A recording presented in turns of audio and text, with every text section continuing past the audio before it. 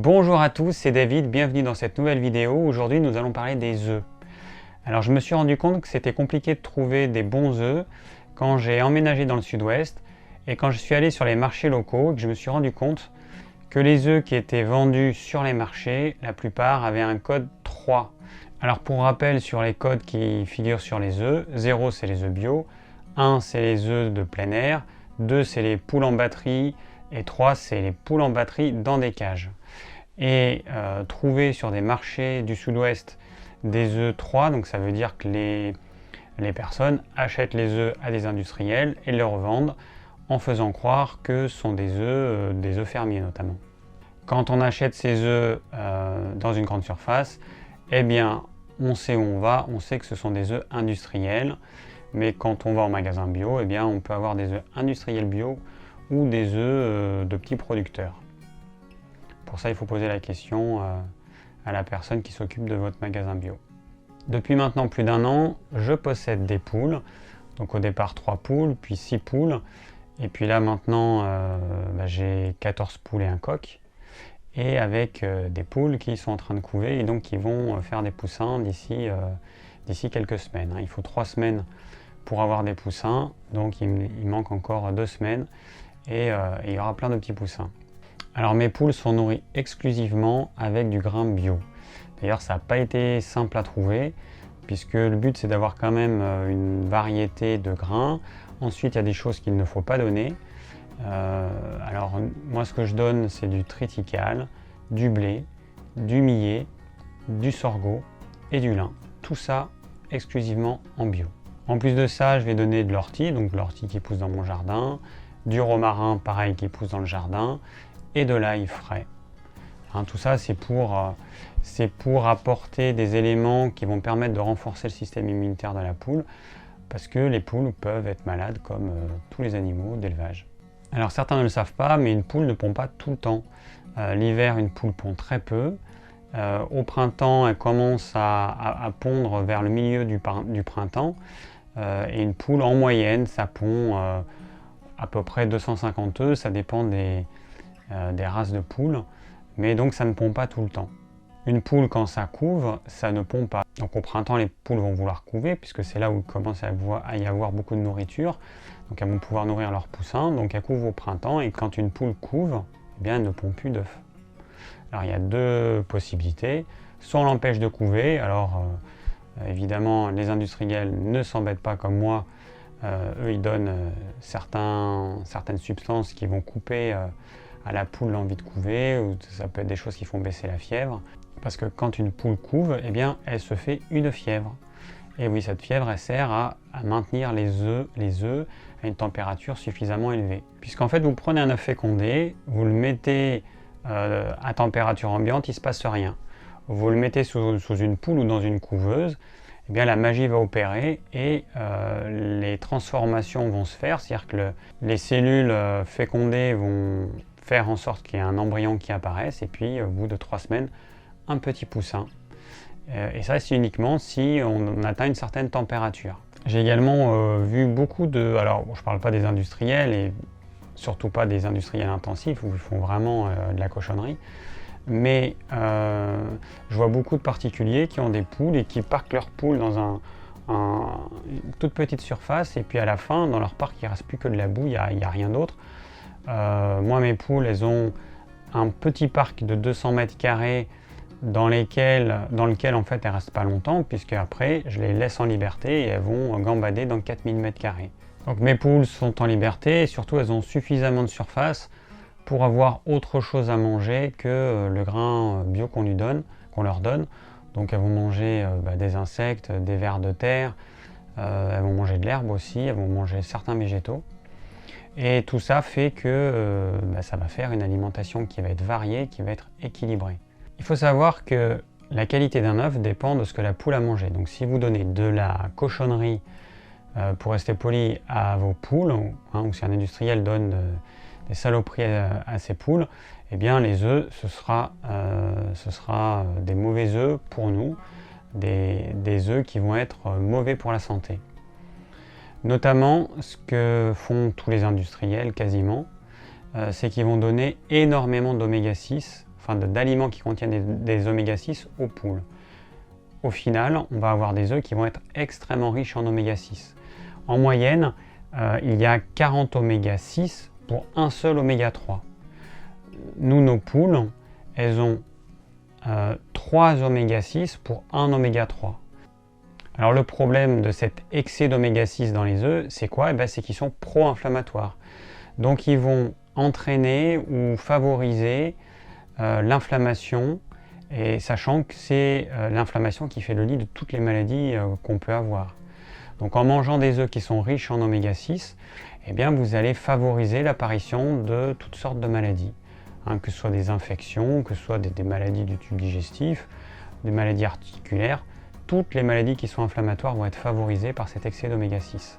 Donc il y a un label qui existe, le label Bleu Blanc Cœur, dans lequel les animaux sont nourris avec des aliments qui sont naturellement riches en oméga 3, comme la graine de lin. Du coup, la viande elle va être riche en oméga 3 et les œufs pareil. Alors, il faut savoir qu'une vache, si vous la laissez pâturer dans l'herbe, sa viande elle sera riche en oméga 3. Par contre, si vous faites comme font beaucoup d'éleveurs ou tous les industriels, si vous donnez des tourteaux de soja, si vous donnez du tourteau de tournesol, donc très riche en oméga 6, si vous donnez en plus de ça du maïs très riche en oméga 6, vous allez avoir une chair de viande qui sera bourrée d'oméga 6, enfin une chair plutôt le gras qui est contenu dans la viande, et vous allez avoir des œufs qui vont être aussi trop riches en oméga 6. Régulièrement, il y a des personnes qui me disent tiens, moi je prends mes œufs chez telle personne, tel mémé qui a aussi qui a comme toi des poules. Alors là je pose une question, c'est qu'est-ce qu'elle donne à manger à ces poules? Parce que si elle donne à manger comme tout le monde des préparations toutes prêtes faites par des industriels ou alors comme tout le monde du maïs, parce qu'en fait le maïs fait en sorte que la poule pond plus et puis ça engraisse aussi naturellement les volailles, mais comme on l'a dit, le maïs très riche en oméga 6 va faire que vos œufs seront riches en oméga 6 et puis que la viande aussi. D'autre part, si ce n'est pas du grain bio, les œufs et la chair des poules vont concentrer les pesticides qu'il y a dans le grain. Et puis après, comment sont les poules? Est-ce qu'elles sont vraiment en totale liberté ou est-ce qu'elles sont enfermées dans des petits parcs où à la fin il ne reste plus que la terre? C'est pareil, ça ne fera pas des œufs aussi bons que si une poule elle a plus de surface que ce dont elle a besoin. Donc méfiance avec ces œufs qui sont soi-disant bons. Non, ça dépend de ce que les poules ont mangé et puis dans quel environnement les poules évoluent.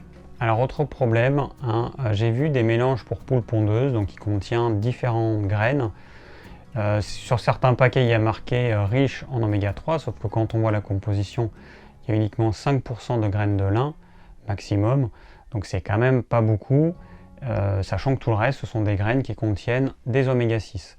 Donc c'est pas parce qu'il y a 5% de graines de lin que l'œuf il sera riche en oméga 3. Il faut quand même en donner un petit peu plus et surtout il faut que la poule soit réellement en plein air pour que vos œufs soient riches en oméga 3. Il faut savoir que ces mélanges contiennent souvent du tourteau de soja et le soja, il peut être importé et donc la France importe 4,7 millions de tonnes de soja OGM et du coup on va retrouver dans l'alimentation qui nourrit nos animaux, donc qui va nourrir les vaches, les bœufs, les porcs et donc les poules, on va trouver des OGM. Ensuite, ces OGM, ils vont perturber la flore intestinale des animaux, qui vont produire des toxines, qui vont se retrouver dans la viande et à terme, ça va nous polluer. Donc attention à ces aliments tout prêts qui contiennent 9 fois sur 10 des OGM. Il n'y a que dans les aliments bio qu'il n'y a pas d'OGM parce que ça fait partie de leur cahier des charges.